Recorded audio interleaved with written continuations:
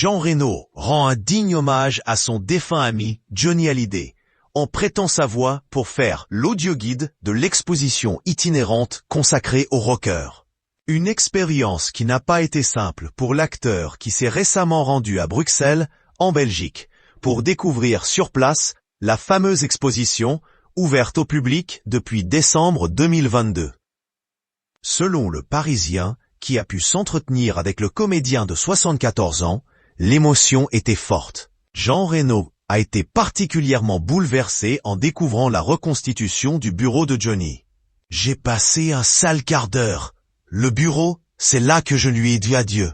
Je lui ai touché la main et je lui ai dit « Je te vois à Noël ». On est tellement démunis devant quelqu'un qui part. Et qui le sait, il m'a regardé et ne m'a pas répondu. Sa main était forte et fragile, comme lui.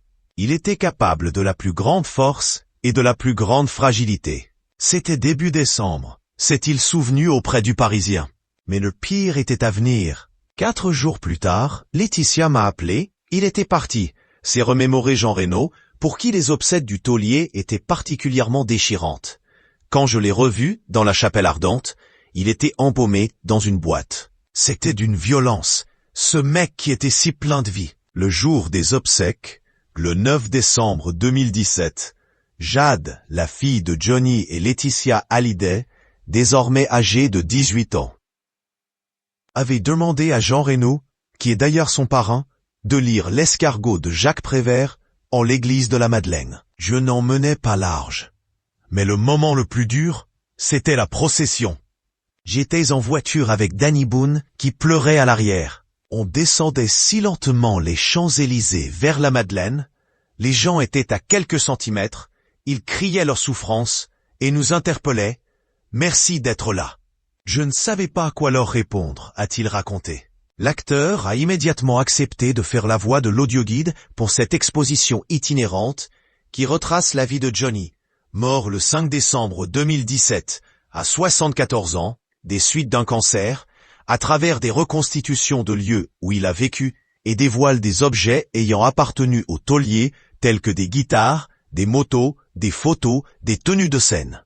Pour Johnny, il n'y a pas à discuter. Tu viens avec ton bâton de pèlerin. Cela me tenait à cœur. Je l'ai enregistré en français et en anglais. Le texte était fait par un historien. J'ai réécrit quelques passages pour que ça marche avec les images, que tu ne fasses pas un travail publicitaire, a d'abord expliqué le comédien.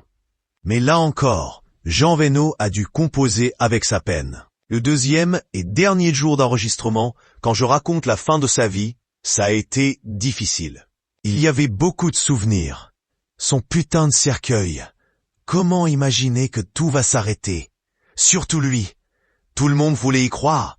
C'est quand même fou, a-t-il regretté. Vous pouvez vous rendre à l'exposition itinérante consacrée à Johnny Hallyday jusqu'au 15 juin 2023 au Palais 2 à Bruxelles. Puis dès janvier 2024 à Paris, porte